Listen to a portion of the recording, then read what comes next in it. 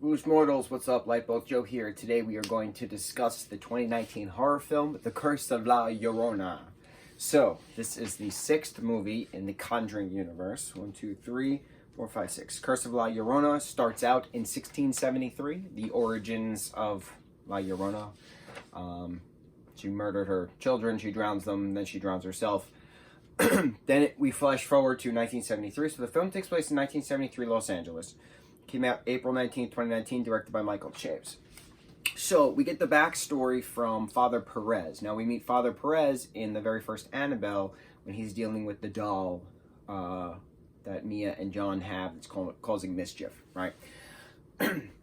So, La Llorona meets this rich guy in Mexico, and they fall in love, they have children, and he gets caught with the younger woman, and then she drowns their children in revenge, and then has gone on a killing spree for 300 years to try to find her children, but she just winds up continuously drowning her children for revenge, basically. That's the Curse of La Llorona.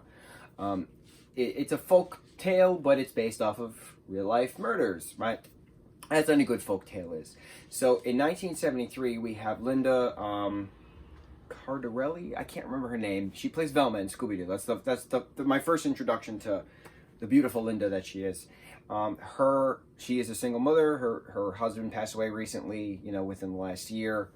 Within 1972 to 1973, he's a cop. They have 2 children together. Chris and, what's the daughter's name? I don't remember.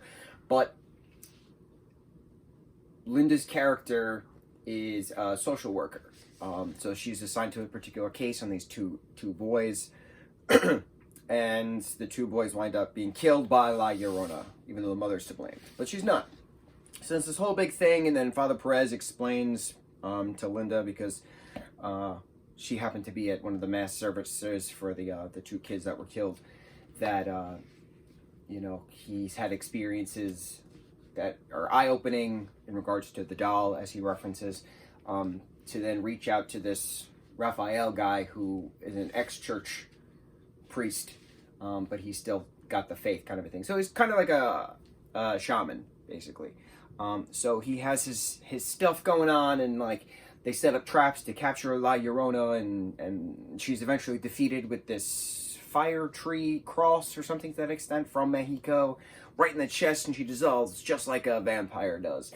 But it's very entertaining because it's creepy. We see her in the little girl's umbrella here and there. We have a lot of the supernatural ritual aspects, like if you make a line of something, like the entity can't cross it. Surround yourself with light, like all that little things, like a smudging ceremony with sage and just smudging in general. So it's neat seeing this particular shaman aspect, this particular natural aspect of warding off evil versus the church's versions of warding off evil via exorcisms, etc. So it was a nice change within the Conjuring universe. We still have, the frights, we still have the jump scares, we still have the really creepiness of making the villain human, and then back to the villain again, and then, cross through the heart and dead, like dead. But I really enjoyed this film. I did. It was an hour and a half. It was very quick. Didn't really get that much, good critical response. It was a $9 million budget. It made $122 million worldwide. Obviously, it was a commercial success. 6th installment in the Conjuring universe, and this is the one of 2 films in 2019 that came out. The next one is Annabelle Comes Home. Takes place in 1972.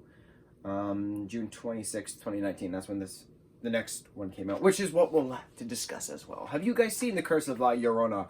Did you enjoy it? It was a nice, catch you on your toes kind of horror movie. It was quick. It's not boring at all. I did enjoy it. Mucho mahalo.